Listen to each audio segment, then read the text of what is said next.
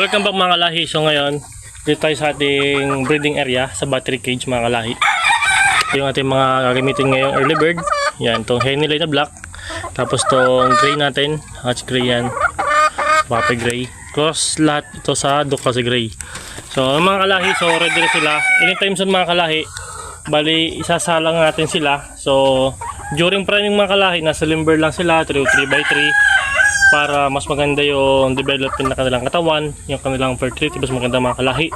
And then 2 weeks before o kaya 1 month before mga kalahi, nililipat ko yan sa battery cage.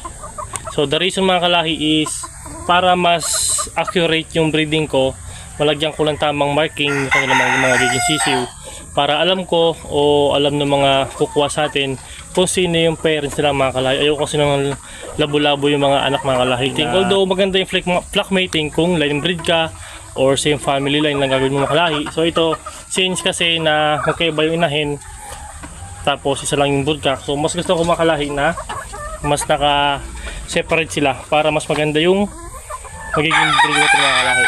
So alam ko kung yung anong details sa markings mga kalahi. And then para hindi sila ma-stress during breeding mga kalahi. Kasi mahirap yung kapag kung kailan mag-mating sila saka ilalagay dito. So medyo stressful sa kanila. So kaya mas maganda na 2 weeks or 1 month before, nandiyan na sila sa kanilang battery cage mga kalahi. So sa ating pagbibigay ng mga vitamins sa kanila, ito tuloy pa din. So dalawa na lang ang natira na Calvex. So tuloy pa rin magbigay ng Calvex saka ng Vita Egg sa ating mga inahin. Mga kalahi, kung makikita nyo, blooming na blooming sila. Yan o. Ganda na mukha nila o. Yan, fresh na fresh. Itong ating henny line na black. Yan. Medyo galit. Yan, nakaganda na. Blooming na sila, pulang-pulang mga mukha nila. So anytime mga kalahi, pwede na silang bigyan na kapares. Yan, blooming na sila. Magamit na sila mga kalahi. Tapos itong dalawa, siguro local, national hanggang late born. Magamit sila. Ito ay ikakross ko sa super sweater. Then ito sa bakas roundhead mga kalahi. Yun lang mga kalahi, yun yung ating update ngayong gagawing breeding season ngayong early bird. So dalawa lang to na para sa Ducas gray. Yun lang.